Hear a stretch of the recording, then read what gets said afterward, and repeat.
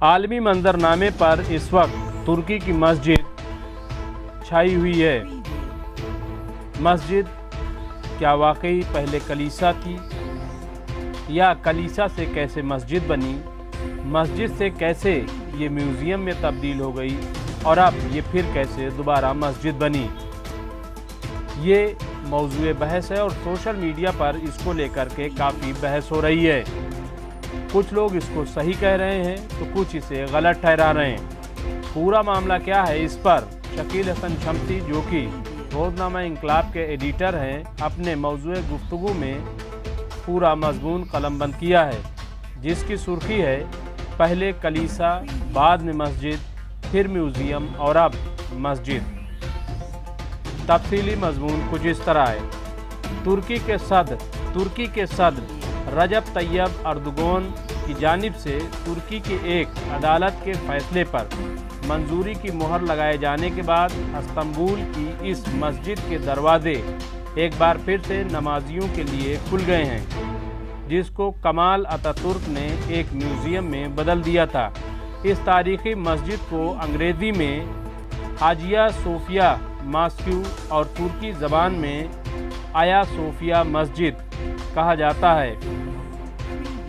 ترکی میں اس عمارت کا پورا نام آیا صوفیہ الکبیر جامع شریف ہے۔ رومن زبان میں ہاجیا صوفیہ کے دو مطالب لکھے گئے ہیں۔ پہلا وزڈم آف گاڈ یعنی حکمت الہی اور دوسرا ہالی وزڈم یعنی مقدس فکر۔ اس سلسلے میں مزید گفتگو کرنے سے پہلے میں چاہتا ہوں کہ اس مسجد کا مختصر سا تعارف کروا دوں تو پورا معاملہ سمجھنے میں آسانی ہوگی۔ دراصل اس مقام پر کبھی رومی عیسائیوں کا ایک قدیم اور پرشکوہ کلیسا تھا، جس کو رومی شہنشاہ جسٹینین اول نے 537 میں بنوایا تھا۔ اس عمارت کو صلیبی جنگوں کے زمانے میں بہت اہمیت حاصل رہی، کیونکہ یہ دنیا کا سب سے بڑا کلیسا تھا۔ تقریباً 900 سال تک اس کو دنیا کا سب سے بڑا کلیسا ہونے کا شرف حاصل رہا، مگر جب 1453 میں قسطنطنیہ پر خلافت عثمانیہ کے طاقتور حکمراں محمد ثانی نے قبضہ کیا تو اس کلیسا کو تباہ و برباد کرنے کی بجائے اس کو انہوں نے ایک مسجد میں تبدیل کر دیا۔ 500 سال تک اس مسجد میں نماز پڑھی جاتی رہی، مگر جب خلافت عثمانیہ کا خاتمہ ہوا تو کمال اتاتورک نے مسجد کو میوزیم میں بدل دیا۔ وہی اتاتورک جس نے سیکولرزم کے نام پر ترکی زبان کا رسم الخط بدلا، عربی پر پابندی لگائی، مذہب پر عمل پیرا لوگوں کو اذیتوں میں مبتلا کیا اور مساجد میں عبادت کرنے پر پابندی لگا کر اپنے یورپی آقاؤں کا قرض چکایا۔ اتاتورک نے اپنے مغربی آقاؤں کی خوشنودی حاصل کرنے کے لیے 1934 میں اس مسجد میں نہ صرف نماز پڑھنے پر پابندی لگائی بلکہ اسے ایک میوزیم میں تبدیل کر دیا۔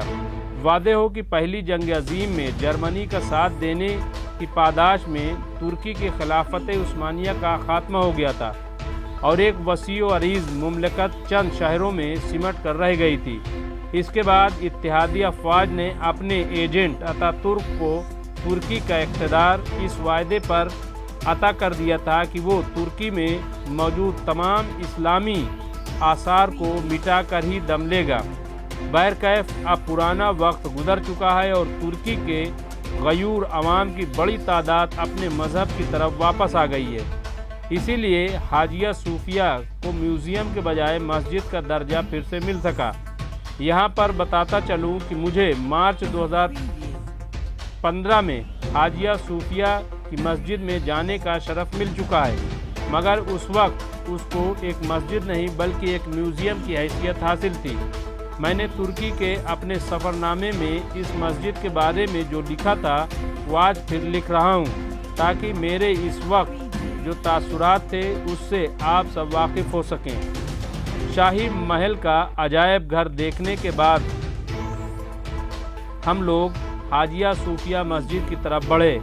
خلافت عثمانیہ کے قیام سے قبل تک اس عمارت میں یونانیوں کا ایک بڑا کلیسا تھا۔ جب خلافت عثمانیہ کے حکمرانوں نے قسطنطنیہ پر فتح حاصل کی تو اس کلیسا پر مسلمانوں کا قبضہ ہو گیا اور انہوں نے کلیسا کو مسجد میں بدلنے کا فیصلہ لیا۔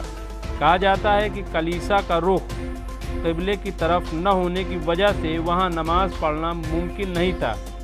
مسلمان کافی پریشان تھے، تو ایسے موقع پر پیغمبر خدا خضر علیہ السلام ظاہر ہوئے اور انہوں نے کلیسا کے ایک کنارے پر انگوٹھا رکھ کر پورے کلیسا کا رخ موڑ کر کعبے کی طرف کر دیا۔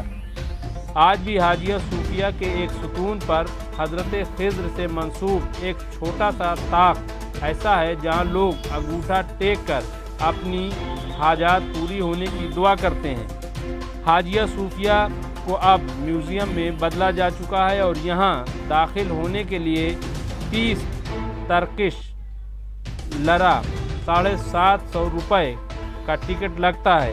حیرانی کی بات یہ ہے کہ حاجیہ صوفیہ چرچ کو مسجد میں تبدیل کرنے کے بعد اس زمانے کے مسلمانوں نے صرف اندرونی حال میں کچھ تبدیلیاں کیں، لیکن نہ تو مسجد کے باہری دالانوں میں بنی حضرت عیسیٰ علیہ السلام اور حضرت مریم کی تصویروں کو مٹایا اور نہ ہی احاطے کے ستونوں پر بنی صلیبوں کو ختم کیا۔ کلیسا کو مسجد میں بدلے جانے کے بعد احاطے میں 4 مینار بھی بنائے گئے ہیں، لیکن ان کے طرز تعمیر سے صاف طور پر ظاہر ہوتا ہے کہ یہ مینار اصل عمارت کی تعمیر کے کافی عرصے بعد بنائے گئے ہیں۔ یہ تو تھا 5 سال پہلے کا حال۔ اب تو ماشاءاللہ حاجیہ صوفیہ مسجد نمازیوں سے بھری ہوگی، مگر اس تبدیلی سے اہل مغرب بہت ناراض ہیں۔ امریکہ نے تو بہت بے شرمی سے صوفیہ مسجد کی بحالی پر ناراضگی کا اظہار کیا ہے۔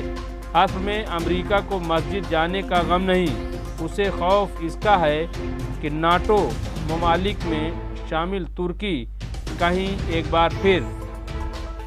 بار پھر سے اپنے ماضی کی طرف واپس چلا نہ جائے۔ ناظرین، یہ تھا شکیل حسن شمسی کا موضوع گفتگو کہ جس میں انہوں نے ترکی کی مسجد کا ذکر کیا ہے۔ اس کے ساتھ ہی انہوں نے جو خدشہ ظاہر کیا ہے خاص طور سے امریکہ کے لیے، وہ بجا معلوم ہوتا ہے، کیونکہ ان دنوں جس طریقے سے ارطغرل غازی سیریل چل رہا ہے اور اس نے جس قسم کی تصویریں پیش کی ہیں، اس سے یہ یقین ہوتا ہے کہ ترک ایک بار پھر اپنے ماضی کی طرف پلٹ سکتا ہے۔ ایسی صورت میں مغربی ممالک کی مشکلات میں اضافہ ہو سکتا ہے۔